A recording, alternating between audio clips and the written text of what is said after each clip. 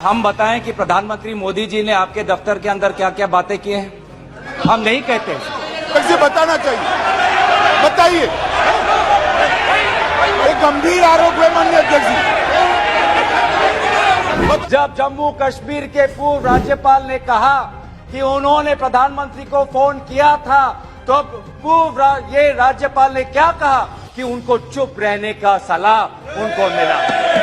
पूर्व एक राज्यपाल ने कहा कि हमने सुरक्षा मांगी थी हमारे पुलवामा के जवानों के लिए, लेकिन हमको कोई सुरक्षा नहीं मिली।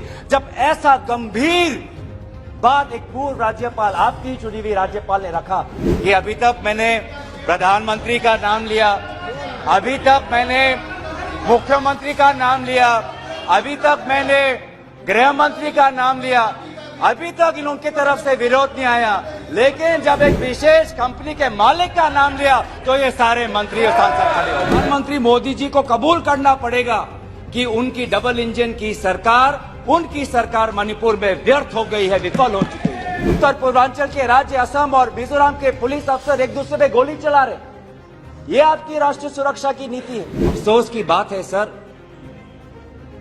कि जो सरकार एक इंडिया की बात करती है, आज उन्होंने दो मणिपुर आपने बना दिए हैं। अगर मणिपुर जल रहा है तो भारत जल रहा है, अगर मणिपुर में आग लगी है तो भारत में आग लगी है, अगर मणिपुर विभाजित हुआ है तो भारत विभाजित हुआ है।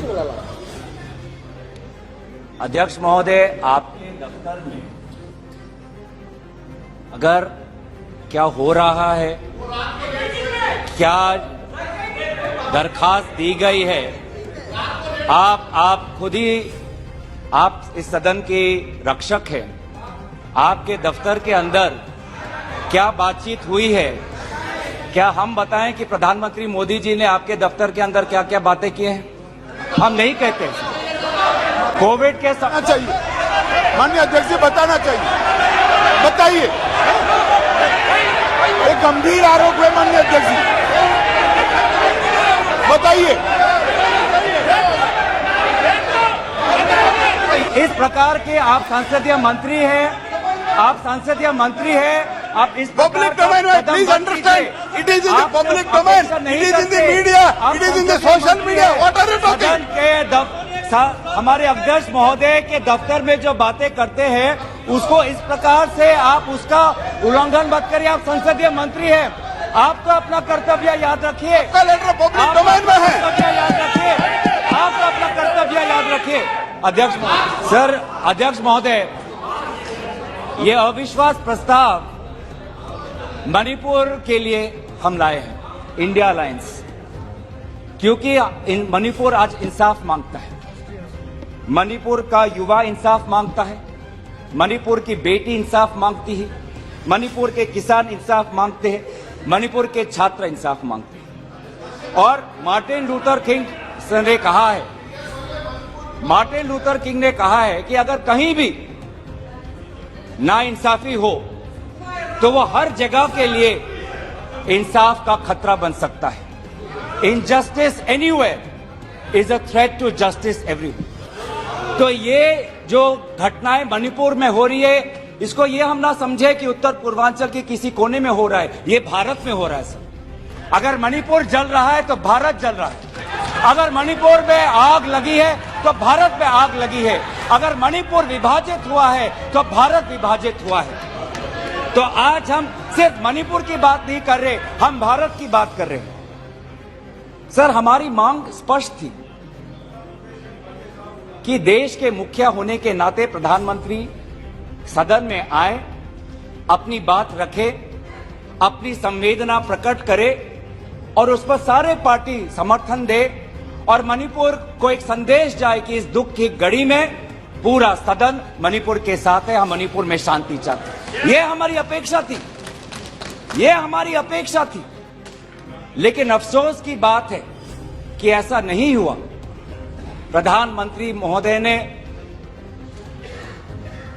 एक मौन व्रत लिया कि सदन में ना लोकसभा में कुछ बोलेंगे, ना राज्यसभा में कुछ बोलेंगे, और इसीलिए अध्यक्ष महोदय, ये नौबत आनी पड़ी कि हम अविश्वास प्रस्ताव के द्वारा प्रधानमंत्री मोदी जी का मौन व्रत हम तोड़ना चाहते हैं। और शायद इन 3 सवालों का 3 उत्तर भी है।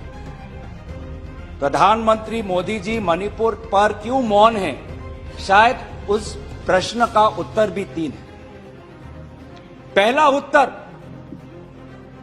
कि प्रधानमंत्री मोदी जी को कबूल करना पड़ेगा कि उनकी डबल इंजन की सरकार, उनकी सरकार मणिपुर में व्यर्थ हो गई है, विफल हो चुकी है। इसीलिए आज मणिपुर में 150 लोग मरे, लगभग 5000 घर जलाए गए, लगभग 60,000 लोगों आज शिविर में हैं, लगभग 6,500 FIR है। और मुख्यमंत्री, प्रदेश के मुख्यमंत्री होने के नाते जो एक संवाद का वातावरण बनाना चाहिए था, जो एक शांति, अमन और सद्भावना का एक वातावरण जो बनाना चाहिए था, आज उन्होंने सिर्फ मई महीने से नहीं, पिछले 2-3 सालों से ऐसे कुछ भड़काऊ उन्होंने कदम लिए हैं जो आज समाज के बीच में तनाव पैदा हो गया है। आज हम मणिपुर गए हैं। क्या मणिपुर में यह सबसे पहला हिंसा हुआ है? नहीं। क्या उत्तर पूर्वांचल में यह सबसे पहला हिंसा हुआ है? नहीं। इससे पहले भी हुए हैं, मणिपुर में भी हुए हैं। मैं खुद उत्तर पूर्वांचल का हूं, मैं खुद जिम्मेवारी से कहता हूं कि हुए हैं, लेकिन पहली बार, अरे आप में से तो कोई गया भी नहीं, आप क्या जानेंगे? पहले जाओ और फिर हमें परामर्श दो, पहले आप लोग जाओ। सर, हम गए और बहुत दुख हुआ कि हमने समाज में 2 वर्गों के बीच ऐसा बंटवारा, समाज के 2 वर्गों के बीच हृदय में इतना आक्रोश, इतना गुस्सा हमने पहले कभी नहीं देखा।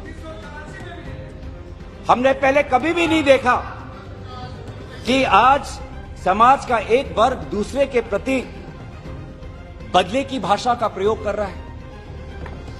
हमने कभी भी नहीं देखा कि एक प्रदेश में एक ऐसी लकीर खींच दी गई है कि पहाड़ पे एक वर्ग के लोग रहते हैं और वैली में एक वर्ग के लोग रहते हैं।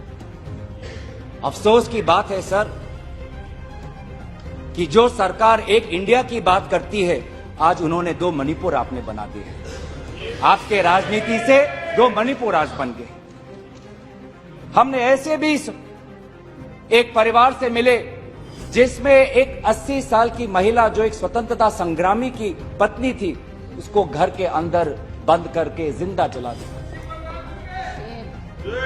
जो 2 महिला जिसको लेकर आज सुप्रीम कोर्ट तक ये बात गई है, उसमें से एक महिला का पति कारगिल में हमारे देश के लिए हमारी सीमा को सुरक्षा कर रहा था। वो कारगिल का जवान बोल रहा है, मैंने देश को बचाया पर मैं अपने घर और अपने परिवार को नहीं बचा पाया। जब हम उनसे मिलते हैं तो हमको क्या कहें? आप लोग कहते हैं हम फोटो ऑप करने गए थे। सर, दुख के समय में संवेदना उनको देने गए थे। आज महिलाओं, बच्चों के साथ आऊंगा, अब सारे बातों पे आऊंगा, सब पे आऊंगा। धर्मीय जगह को भी बख्शा नहीं गया। धर्मीय अनुष्ठान पर भी आज भीड़ घुसी और उसका असम्मान किया। आज इंटरनेट नहीं है। आप कहते हैं कि सब नॉर्मल है, स्थिर है। आज भी इंटरनेट नहीं है, बच्चे स्कूल नहीं जा पा रहे, लोग अपनी बातें नहीं रख पा रहे। आज भी कितनी महिलाओं पर अत्याचार हुआ है, वो अपनी बात ही नहीं रख पा रहे। वो तो वीडियो वायरल हो गया, नहीं तो मुझे लगता था कि आज तक प्रधानमंत्री मोदी जी मौन रहते कि ये राष्ट्रीय सुरक्षा का मामला नहीं है। कहां है राष्ट्रीय सुरक्षा सलाहकार? ये जो बंदूक है, ये जो गोलियां हैं, किस पर चलाएंगे? ये गोलियां हमारे भारतीय सेना के नौजवानों पे चलाएंगे। ये गोलियां मणिपुर के पुलिस पर चलाए जाएंगे। ये गोलियां मणिपुर के निहत्थे लोगों पर बरसाए जाएंगे। क्या किया आपने? आज ये जो हथियार है सिर्फ मणिपुर तक सीमित नहीं रहेंगे सर। लगभग ये जो 6 लाख एम्यूनिशन है, गोला बारूद है, AK-47, ये तो युद्ध के हथियार हैं, ये युद्ध के अस्त्र है। ये सिर्फ मणिपुर तक नहीं सीमित रहेंगे, ये आज उत्तर पूर्वांचल में भारत के अलग अलग जगह में ये हथियार जाएंगे और भारत के समाज को आज अशांति का वातावरण बनाएंगे। तो क्या कर रहे हैं आप? उत्तर पूर्वांचल के राज्य असम और मिजोरम के पुलिस अफसर एक दूसरे पे गोली चला रहे। ये आपकी राष्ट्रीय सुरक्षा की नीति है। इसी बात का उजागर राहुल गांधी जी ने इस सदन में किया था जब उन्होंने आपको चेतावनी दी थी कि आप उत्तर पूर्वांचल के साथ खिलवाड़ कर रहे हो। उत्तर पूर्वांचल हमारे देश का हिस्सा है, इन्होंने कहा। बड़ी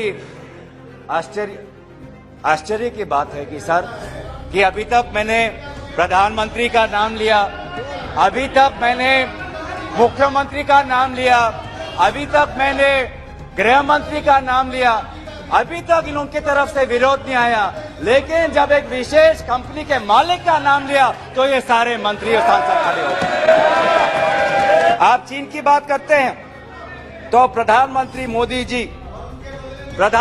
मोदी जी जब जम्मू कश्मीर के पूर्व राज्यपाल ने कहा कि उन्होंने प्रधानमंत्री को फोन किया था, तो पूर्व ये राज्यपाल ने क्या कहा कि उनको चुप रहने का सलाह उनको मिला।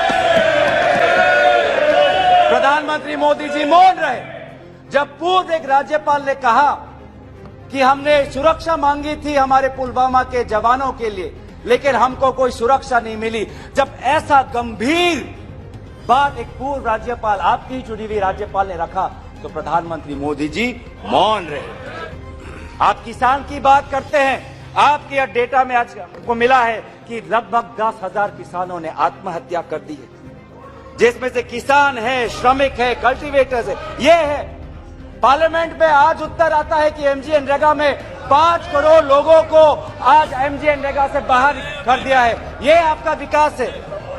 तो सर ये आप गरीबों पे विश्वासघात करिए, हम राजस्थान की तरह देश में महंगाई में हम राहत लाएंगे। आप आदिवासियों में अत्याचार करें, हम आदिवासी छात्र, महिलाओं और एनजीओ के साथ हम भारत को हम जोड़ेंगे और इंडिया को जिताएंगे। India that is a union of states we will protect and we will win. जो 2024 में भारत जीतेगा, इंडिया जीतेगा। इतना अहंकार मत करिए। इन्हीं बातों के साथ मैं अपना प्रस्ताव यहीं पे रखता हूं। धन्यवाद।